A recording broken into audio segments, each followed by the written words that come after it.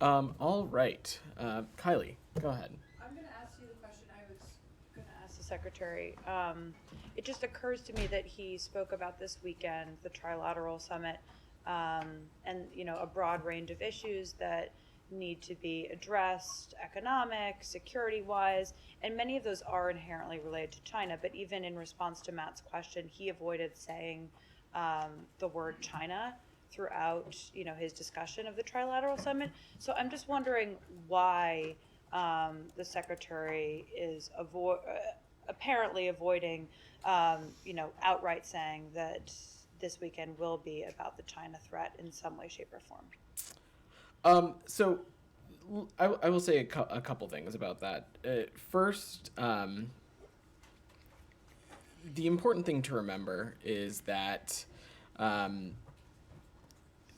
our approach to the PRC has been consistent from the beginning, and part of that, and you've seen the secretary and others talk about this, is not just investing within ourselves, within the United States, but also deepening our alliance and convergence with our partners and allies, including, of course, the ROK and Japan. And to be clear, as you've heard us say before, we do not seek conflict or confrontation or a new Cold War, and you've seen consistent efforts on this from this administration to manage our competition with the PRC responsibly. But another piece of this, Kylie, is that we are not asking countries to choose between the United States and the PRC. What this is about is offering countries a choice of what partnership with the United States could look like, what a shared vision for a free and open world and a free and open Indo-Pacific can look like. That's not hyperbole. That is, in fact, our approach when it comes to the PRC, when it comes to countries around the world. And I think where we are seeing that in fruition is examples of this trilateral engagement, where, of course, an aspect of this is deeper alliance with important regional partners like the Republic of Korea and Japan. But there's also areas of immense cooperation that are important for the people of our three countries. Some of these areas that you mentioned: climate, energy, economic cooperation, further security partnerships as well. A lot of these things, I think you'll see the leaders speak to at the tail end of this week, so I'm not going to get ahead of that process. Um, Go ahead, Olivia. Yeah, I yeah. mean, I think, Scott, we recently saw an historically large naval exercise jointly conducted by the Russians and the Chinese. So what effect do you think that, these long-standing commitments that are expected to be made this weekend are going to have on what appear to have been really painstaking efforts by this administration to reestablish communication channels with China, coming as they are on the heels of other moves that Beijing has said or it views as provocative? And does Russia in particular stand to gain from a military standpoint here? Olivia, I would say that these things are not mutually exclusive. I think one, we believe that it is important for us to manage our relationship with the PRC responsibly. It's not just something that we expect of the PRC and ourselves. It's something that the international community expects of us also. But through that, we also can continue to invest in ourselves, invest in our alliances and partnerships with countries in the region like Korea and Japan as well. But we also have been clear about the continued concern of the PRC and Russia closening their relationship and the steps that they've taken as well. So I don't think these things are zero sum. We can continue to pursue all of these things appropriately. Shannon, go ahead. Yeah. Do you anticipate during the summit that Travis King will come up in conversations? This is being held in North Korea. And are there any concerns that the summit, which is expected to anger North Korea, might create a danger for King and worsen his circumstances? So the second part of your question, I think, is a little bit of a hypothetical. I'm just not going to speculate on that. What I would say broadly on the circumstances of Private King, I have no updates on this at this point. The secretary spoke about this a little bit. about a week and a half ago, as did Matt Miller. So no updates on that, and I will just let the summit go forward before previewing anything that might come out of it. But I think, to your point, Shannon, potential provocative action, potential activities by the DPRK that can be deemed as irresponsible and reckless, as destabilizing to the region, is one of the many things for why such a trilateral engagement is so important, and why we are taking these steps to further deepen our partnerships with the ROK and Japan. Janie, go ahead. Thanks, Madam. Two questions. First questions. Today, Russian Defense Minister Shoigu said that military cooperation between North Korea and Russia did not pose a threat to the another countries. How can you comment on this? Is that threat, or what he said did not threat? Well, Jenny, you've heard us speak about this a little bit before, and we continue to remain deeply concerned that the DPRK continues to provide military support to Russia's war of aggression against Ukraine. And the Defense Minister Shoigu, as you noted, traveled to the DPRK to convince North Korea to sell more munitions to Russia to support Russia's war. Another piece of this is Russia having to rely on the support of interlocutors like the DPRK, like Iran, who has provided them drones, as you've heard us talk about before. I will also note that our information indicates that Russia is seeking to increase this kind of military cooperation with the DPRK. And so again, any kind of security cooperation or arms deal between North Korea and Russia would certainly violate a series of UN Security Council resolutions. One more Nike, quick. one more quick. I'll come to you right after. Go ahead, Jenny. To counter the U.S. South Korea Japan summit, Chinese and Russian ambassadors met and held talks in Seoul, Korea, and Pyongyang. What symbolism do you think this is? Sorry, could you repeat the first part of your question? Because the Chinese and the Russian ambassador met and held talks in between Seoul and Pyongyang. Got it. So I think I spoke a little bit about this, so I will just reiterate that we are concerned about the PRC's continued alignment with Russia. I will let those two countries speak to their respective bilateral engagements, but this is something that we are continuing to pay close attention to, and we have been clear to the PRC that providing lethal aid to Russia, or providing Russia the means to systemically evade our sanctions, would have serious implications. Nike, go ahead. Yeah, thank you. On Yeah. the trilateral summit, can you talk about the extended deterrence amid the threats from North Korea? The United States and South Korea held its first nuclear consultative group talks under the Washington Declaration, and will such bilateral cooperation be expanded to trilateral cooperation on extended deterrence? And So- also separate, I have a separate question, but Okay. I'll ask later. I think we'll move to your separate question really fast, because this is all to say we've been doing this long enough to know to not get ahead of the president. So I will let the Camp David summit take place and let the leaders speak to any deliverables or announcements that are going to be coming out from that. What I can just say, and I would echo what you've heard the secretary say, is that this is an important opportunity to deepen, strengthen some of the work that he started when he was Deputy Secretary of State with partners in the region, the ROK and Japan. But why don't you ask your next question? Right, can you talk about the improving ties between Japan and Korea? As you know, today is the National Liberation Day of Korea, where Korean people celebrate or commemorate its independence from the colonial rule of Japan. Can you talk about the recent visits between these two countries? How does that help the trilateral cooperation? So I will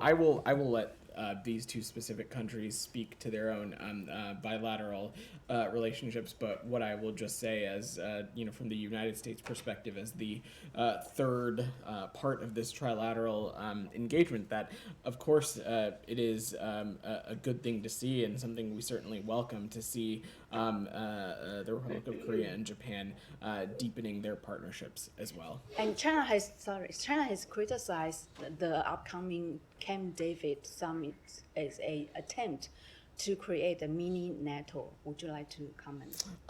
So again, what this summit is about is getting countries together that share a vision of a free and open world, a free and open Indo-Pacific, an area that is interconnected, where people and goods can flow appropriately, where countries are free from coercion and able to choose their own path. And that is what we're looking forward to having the leaders discuss this at the end of this week at Camp David, and I'm sure that they will have more to announce from there as well.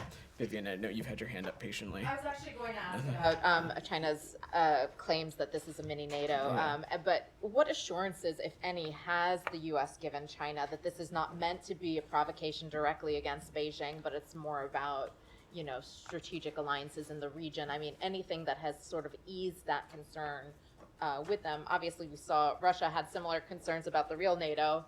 And uses it as its claim or its justification for its actions against Ukraine. And so what, if any, efforts are you doing to kind of prevent that from happening in East Asia? There is no reason to view this summit as provocative or any kind of step or effort to incite tensions. What this is about is deepening our partnership and collaboration on a number of areas that we believe are in the mutual shared interest of our three countries, and a lot of those are going to be in a lot of various spaces. Again, I don't want to get ahead of the president, and so I will let the summit speak for itself.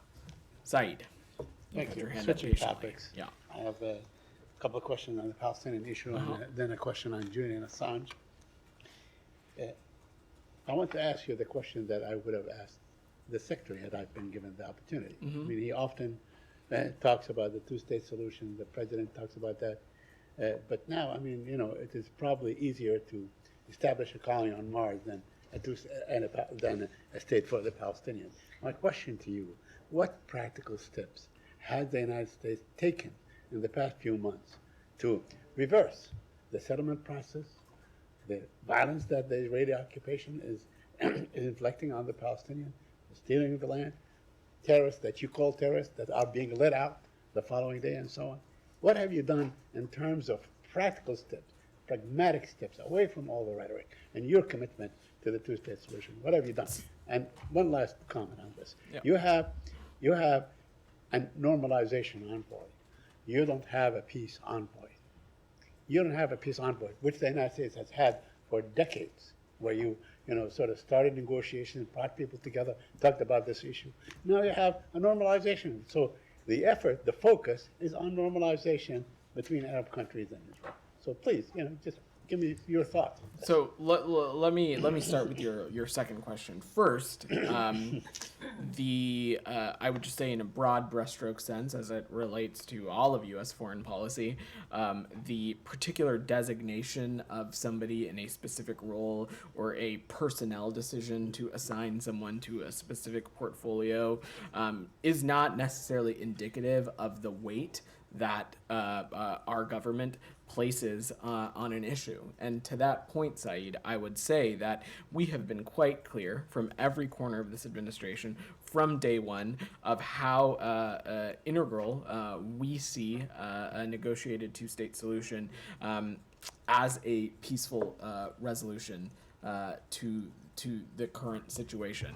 I will also note that part of this, Saeed, is not having some sort of glitzy rollout of major policy steps or steps that we've taken. It is, to your question about what pragmatic steps have we taken, it is about pragmatic diplomacy, which is something that the secretary and others across this department, including individuals that you ask about, Assistant Secretary Barbara Leaf, Special Rep Hadi Amr, others have been engaged on quite directly. And so that is how we continue to see as the best path forward to getting us to a two-state solution is negotiating, discussing, raising these directly with the appropriate interlocutors. And that's what we'll continue to do. And when steps have been taken that we view take us further away from that, we, across this administration, have been vocal and will continue to do so.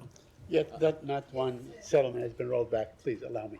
So I wanted to ask you, can you share anything with us about appointing or nominating Jack Lew to as the next ambassador to Israel? Yeah. I have no personal All updates right. to And announce lastly, at on this Julian time. Assange, Yeah. the ambassador, the U.S. ambassador to Australia, Carolyn Kennedy, said that there may be a plea bargain in the making. Could you share with us anything that is ongoing at the present time to have him finally released? I don't have any updates to share on that. I would let the Department of Justice speak to any of those pieces. Alex, go ahead. Thanks, Matt. I have two questions on Ukraine and one on South Caucasus. Secretary, in his opening statement, urged Congress to approve supplemental requests. I'm just wondering if there's any concern on your end that this might not happen, or is there any what does traffic look like between this building and the Hill? So I'm just certainly not gonna preview or try to look into a crystal ball. Our belief is our view. Let me take a step back.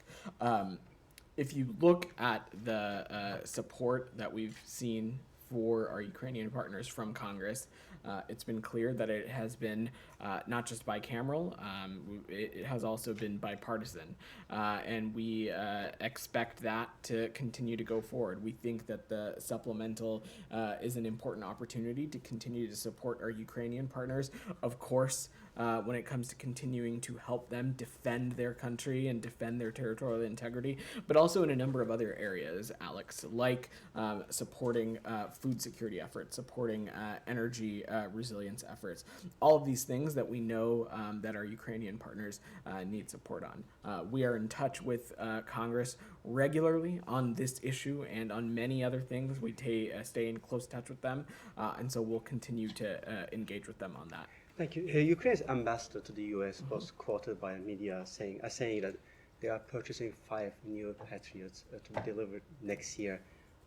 When should we expect from the State Department to send out a congressional notification of purchase? Are you guys working on that? I have no updates on additional announcements of security assistance, Alex. What I would just say, and if you look back at over the entirety of this conflict, we have assessed the kinds of needs that our Ukrainian partners need, and we have attempted to meet those needs with the various provision of systems, either through us or either through allies and partners. And of course, that's you can expect that kind of engagement to continue, but I don't have anything to Thank you. preview. Thank you. I'm moving to South Caucasus, if I may. Armenia, Azerbaijan. Headlines suggest that tension is deepening despite your efforts to bring about peace. How bad is the situation in your opinion, and why is it so bad?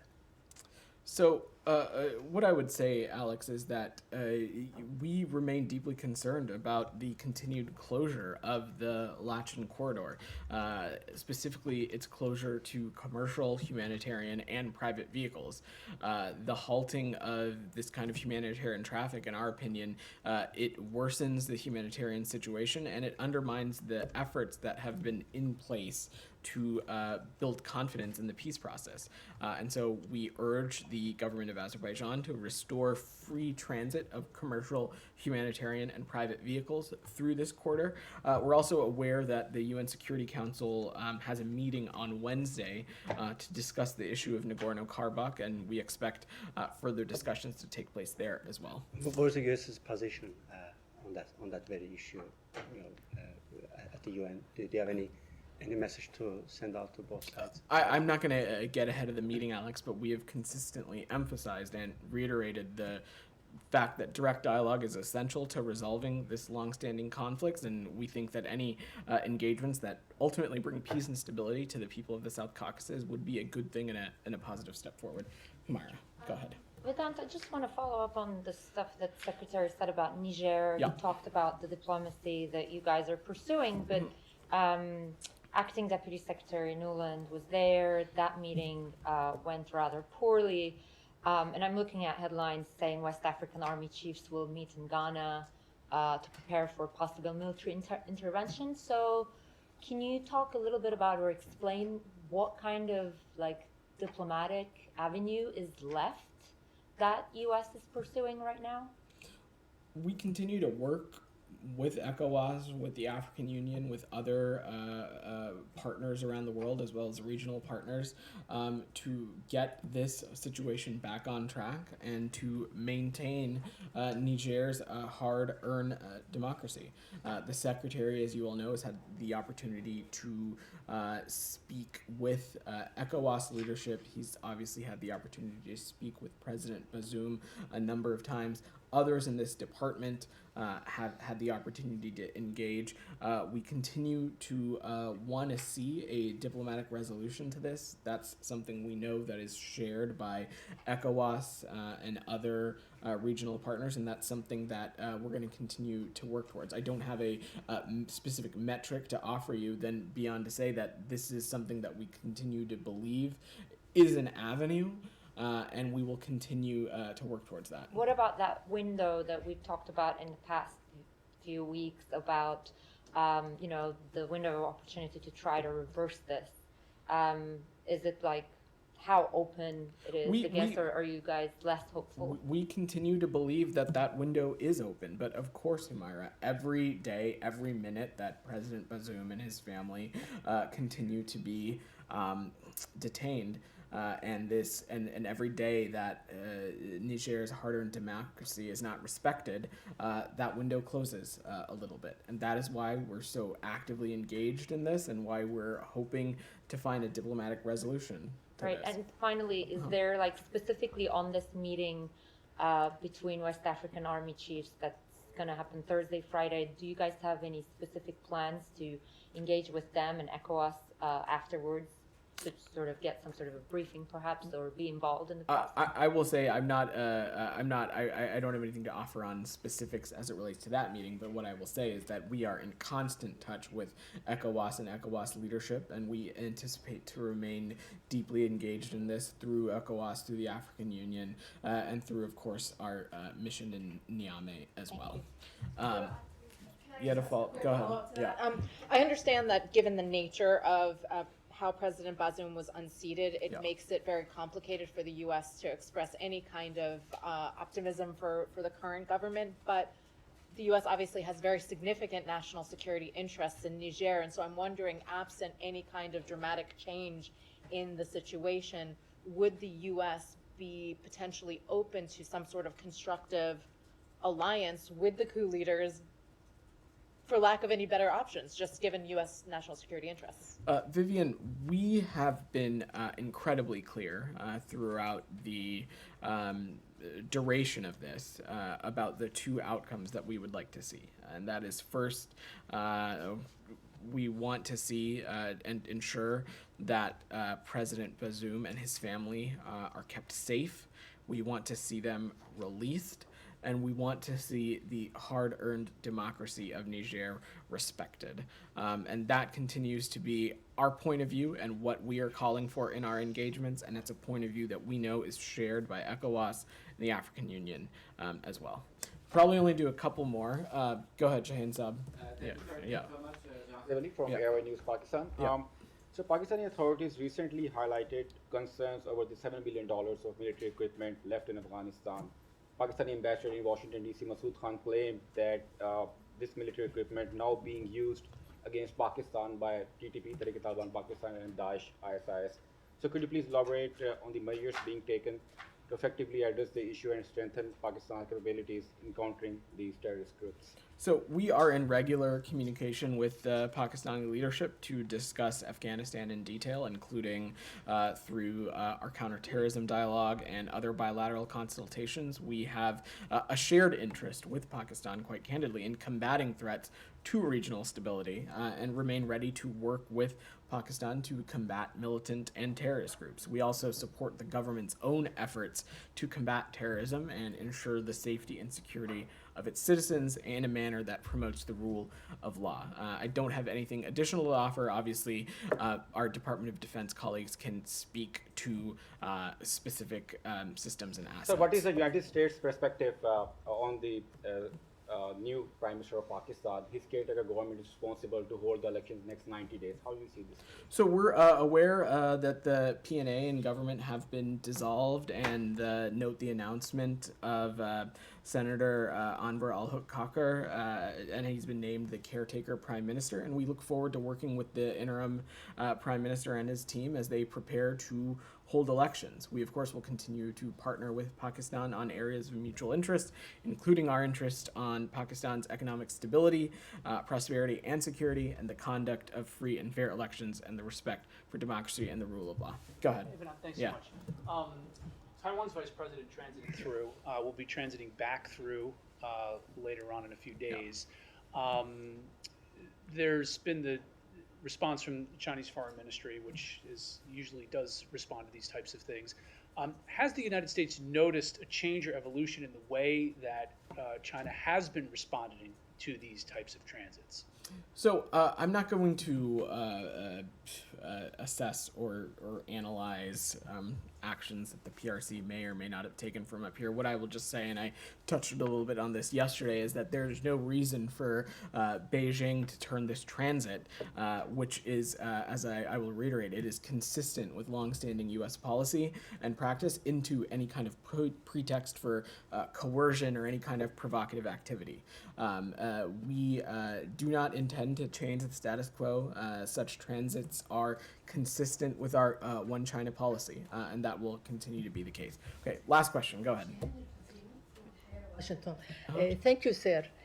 Saudi Arabia announced the appointment of its ambassador to the Palestinian Authority and a non-resident consul in Jerusalem. Next, the Israeli foreign minister said they will not allow opening a Saudi diplomatic mission of the Palestinian Authority in Jerusalem.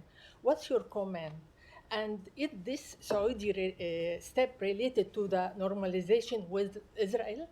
So I would refer you to the kingdom and the Israeli government for comment about their own diplomatic interactions. As a general matter, we continue to support our full normalization with Israel. Our support for full normalization with Israel, and continue to talk with regional partners, including Saudi Arabia, about how to make progress in that space. We continue to believe that regional integration benefits U.S. national security. It benefits national security interests, as well as the interests of our regional partners and the people of the United States. All right, thanks everybody. Thanks everyone. Thanks everybody. One more, please.